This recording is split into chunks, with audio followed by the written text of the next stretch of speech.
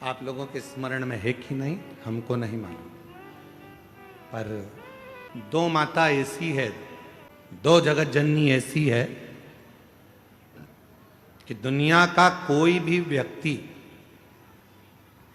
कितना भी टोना कर दे, चाहे दुनिया का कोई भी व्यक्ति कितनी भी विद्या कर दे, चाहे दुनिया का कोई भी तांत्रिक कोई विद्या करने वाला तुम्हारे ऊपर कितनी भी विद्या कर दे, दो देवी ऐसी है जो उस टोना को, उस विद्या को पलट देती है।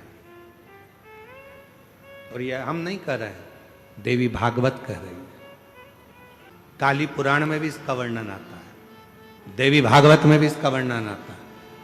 दो देवी ऐसी हैं जो कोई अपने ऊपर अगर विद्या कर रहा है और वो दो देवी का स्मरण कर लिया जाए, उन दो देवी का नाम लेकर मात्र शंकर के शिवलिंग के सामने जो अशोक सुंदरी वाली जगह होती है, वहां पर अगर इन दो देवियों का नाम लेकर अगर जल चढ़ा दिया जाए तो किसी ने अगर विद्या करी भी होती है तो पलट जाती है। कोई कितना भी बड़ा तुम्हारे लिए तंत्र मंत्र कर रहा हो, वो तुरंत पलट जाता है, एक क्षण नहीं लगता और उनका नाम लेने से ही पलट जाता है। दो देवी, एक प्रत्यगिरा माता, एक है प्रत्यगिरी माता और दूसरी है दंतेश्वरी माता, जिसका काली पुराण में विशेष वर्णन लिखा, जिसका देवी भागवत में वर्णन आता है।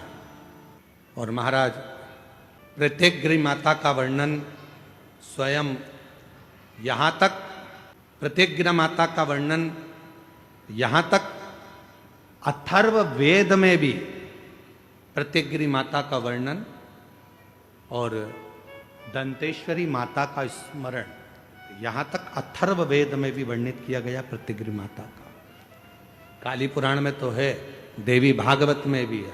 ये जो दो देवियां हैं, एक प्रत्यगिरी माता और दूसरी, जम के बोलो, दंतेश्वरी माता। ये दो माता ऐसी हैं, अगर भगवान शंकर का ये शिवलिंग है, ये जलाधारी है, माता पार्वती जी का हस्तकमल, और यहाँ सामने एक मोटी सी लाइन होती है अशोक सुंदरी का स्थान, इधर गणेश जी, इधर कार्तिकेय जी।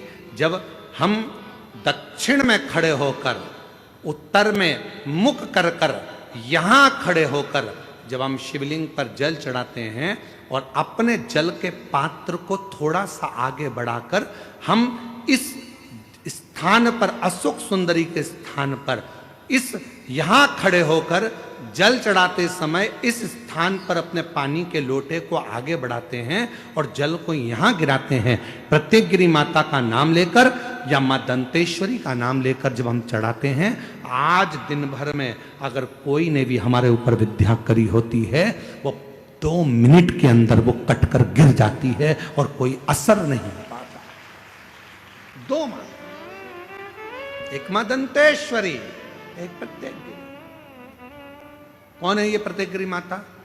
तो शिव महापुराण में बड़ा सुंदर वर्णन आया कि जब हिरण्यकशिपु ने बहुत तप करा, बहुत दो माता ऐसी है। काली पुराण के अंतर्गत, देवी भागवत के अंतर्गत, हमारे वेदों के अंतर्गत दो माताओं का क्रम बड़ा विचित्र। तो हम अभी जो कथा को प्रारंभ कर रहे हैं तो प्रत्यगिरी से प्रारंभ कर रहे हैं और इसको लेकर जाएंगे दंतेश्वरी माता तक।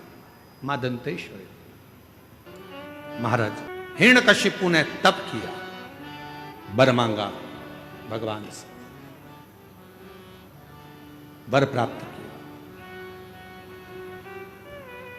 ना नीचे मरूं, ना ऊपर मरूं, ना अंदर मरूं, ना बाहर मरूं,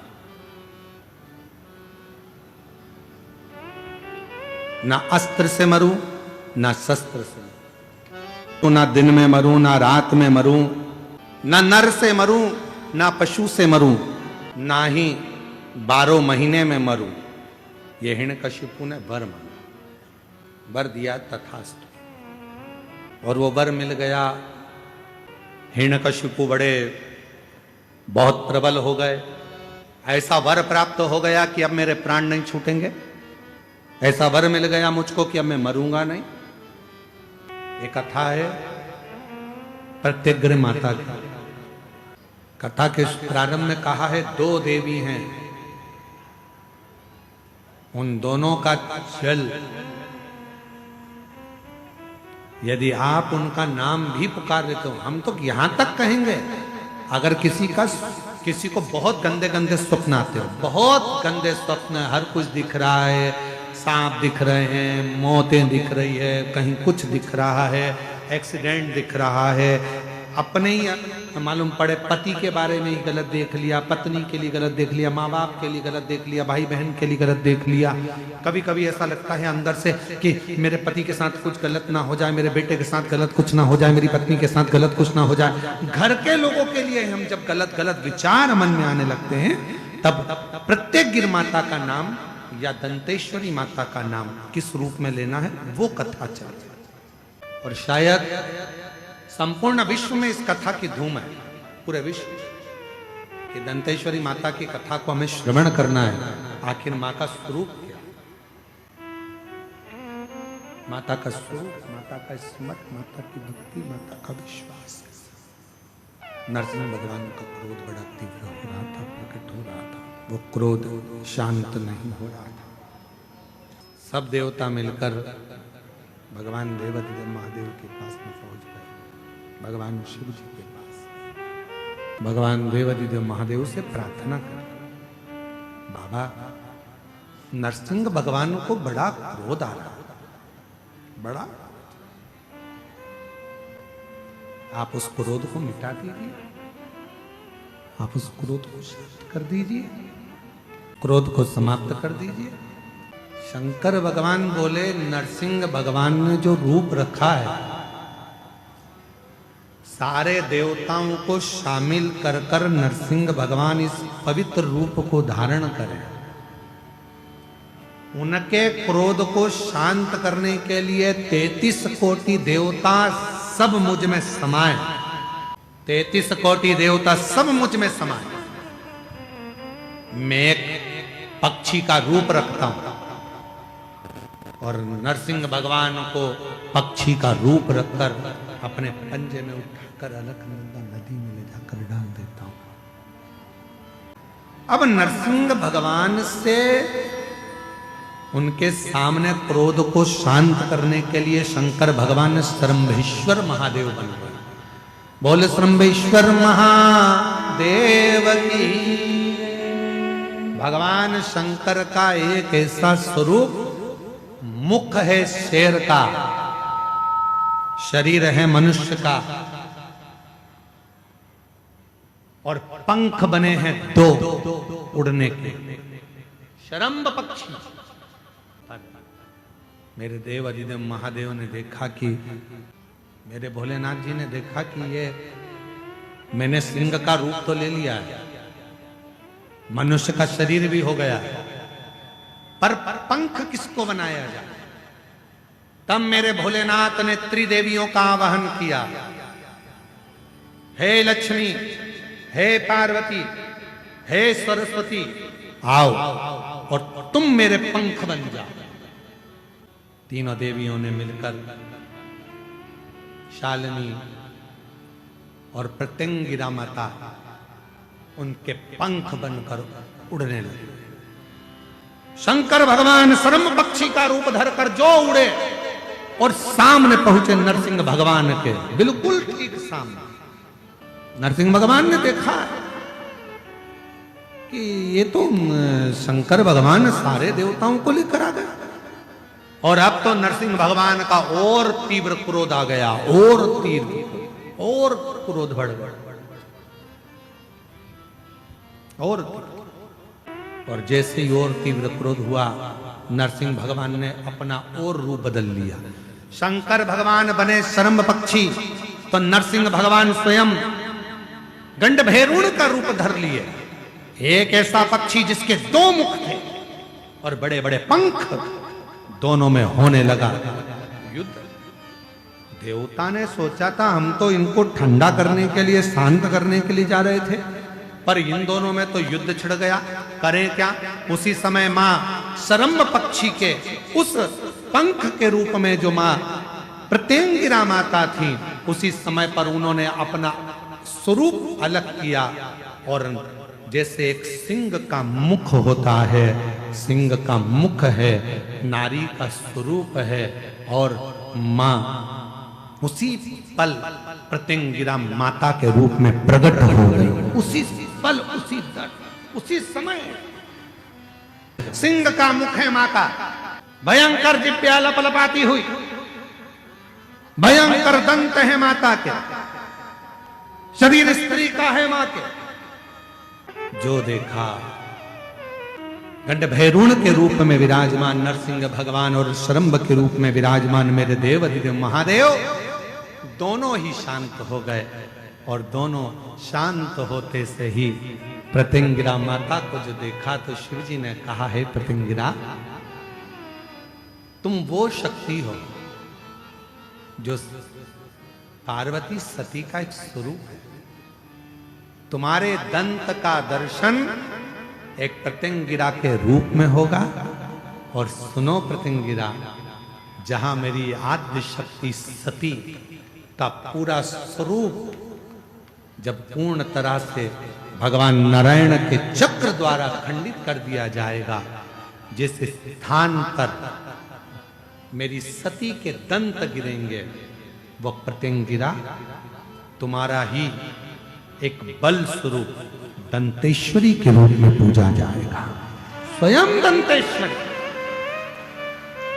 एक प्रत्यंगिरा और मां आद्य शक्ति सती माता का जब शरीर के टुकड़े करे गए, जो दंत गिरा है वो दंतेश्वरी के रूप में मां विराजमान हुआ है। आज संपूर्ण जगत जाने ना जाने पर काली पुराण वर्णन करती है, देवी भागवत वर्णन करती है, अथर्व वेद वर्णन करता है कि एक प्रत्यंगिरा माता और एक मां दंतेश्वरी, ये दो देवियां ऐसी हैं, अगर कोई कितनी भी काली विद्या कर दे, कोई कहीं की भी विद्या कर दे, इन देवी का नाम लेकर केवल दक्षिण में खड़े हो और शिवलिंग पर जल चढ़ाते समय उत्तर की ओर मुख कर कर, जहां अशोक सुंदरी का स्थान होता है, यहां से जल चढ़ाते चढ़ाते धार को जो पानी की आगे ले जाता है, प्रत्यंगिरा माता या दंतेश्वरी माता का स्मरण कर कर फिर जल शिव पर चढ़ाता है, फिर प्रत्यंगिरी का नाम लेकर, दंतेश्वरी का नाम लेकर फिर जल चढ़ाता है, उसकी जिंदगी में अगर कोई कितनी भी तंत्र मंत्र विद्या कर दे, उसके ऊपर असर हो ही नहीं पाता, उसी समय पर कट जाता है। ये वो प्रत्यंगिरा। यहां तक वर्णन आता है महाराज, जिस नारी के, जिस स्त्री के रजो धर्म में, रजो धर्म के समय पर कोई नारी कहती है पेट दर्द होता है, कोई कहती है रजो धर्म नहीं आता, कोई कहती है रजो धर्म रुक जाता, वो नारियां जो बहुत उदर से जुड़ी हुई कहीं ना कहीं तकलीफों में होती हैं, अगर मां प्रत्यंगिरा का स्मरण कर कर एक चावल का दाना, भगवान देव अधिदेव महादेव जिस जलाधारी पर, वो जो गोल जलाधारी है, जिस जलाधारी पर शंकर का शिवलिंग रखा हुआ है, उस जलाधारी पर कहीं पर भी एक चावल का दाना या तो मां दंतेश्वरी का नाम लेकर या प्रत्यंगिरा माता का नाम लेकर अगर चढ़ा देती है, तो उस नारी के रजो धर्म से जुड़ी जितनी प्रॉब्लम है वो सब समाप्त हो जाती है। यहां तक प्रत्यंगिरा माता का वर्णन। प्रत्यंगिरा माता, बोलो कौन सी माता? जम के बोलो, प्रत्यंगिरा दंतेश्वरी माता। जितने सामने से रहकर यदि कोई तकलीफें हमको भेजता है या सामने से रहकर कोई तकलीफें आती हैं, ये दोनों देवी उसको काट देती। मां दंतेश्वरी की साधारण नहीं है, बस तुम्हारा विश्वास दृढ़ होना चाहिए। और निवेदन करूं आप सभी को, बोलूं मैं इस व्यासपीठ से वर्णन करूं, आप सबको निवेदन करूं कि यहां तक, यदि यहां तक वर्णन आता है, अगर किसी व्यक्ति का एक्सीडेंट हो गया है और बिल्कुल डॉक्टर ने कह दिया कि इसका बचना मुश्किल है, आप डॉक्टर साहब से कहो कि डॉक्टर साहब आप इलाज करिए, क्योंकि डॉक्टर शिव का एक रूप होता है। शिव पुराण कहती है कि हॉस्पिटल में जो डॉक्टर का एक रूप होता है वो शंकर का एक स्वरूप होता है। आप उसको शिव मानकर जब कहोगे कि इसको रोग आ गया, बीमारी आ गई, इलाज करिए। जांच का बोले जांच करो, दवाई का बोले दवाई का, पर साथ में भगवान शंकर के ऊपर एक लोटा जल चढ़ाकर वो जल का भी आचमन कराते रहो। जब दवा और दुआ दोनों साथ चलती है तो व्यक्ति जल्दी ठीक हो जाता है और स्वस्थ हो जाता है। महाराज मान लो कोई एकदम एक्सीडेंट हो गया, डॉक्टर ने जवाब दे दिया कि अब तो मुश्किल है, बहुत मुश्किल, बहुत मुश्किल। तब प्रयास करो, बन सके रात्रि के समय हो चाहे दिन का समय हो, कभी भी शिव जी के मंदिर में जाकर एक हाथ में दूध लेकर एक हाथ में जल लेकर, मां प्रत्यंगिरा का नाम लेकर, मां दंतेश्वरी का नाम लेकर उस दूध और जल की धार को एक साथ शिव पर चढ़ाना प्रारंभ करो और प्रारंभ करो और उसका नाम बोलकर कि बाबा उसको संभाल लेना मेरे भोलेनाथ। बहुत डॉक्टर मना कर रहा है पर तू कृपा करेगा तो वो अच्छा हो जाएगा, तेरी करूंगा तो वो ठीक हो जाएगा। शंकर की उपासना मूल है। मां प्रत्यंगिरा ने नरसिंह भगवान और भगवान शंभेश्वर के दोनों को दर्शन दिया, दोनों, और दोनों के क्रोधों को शांत कर दिया। भगवान शिव को जब आप एक लोटा जल चढ़ाने के लिए जाते हो तो शिव पुराण की कथा कहती है जब लौट कर आते हो जल चढ़ाकर, तो शिव महापुराण की कथा कहती है कि आपका पात्र भले वहां जल चढ़ाकर खाली हो गया हो, पर जब आप लौट कर आते हो तब आपका पात्र खाली नहीं रहता, उसमें शिव की आज्ञा से लक्ष्मी प्रवेश कर कर तुम्हारे घर के अंदर प्रवेश कर जाती है, उसमें लक्ष्मी का प्रवेश होता है।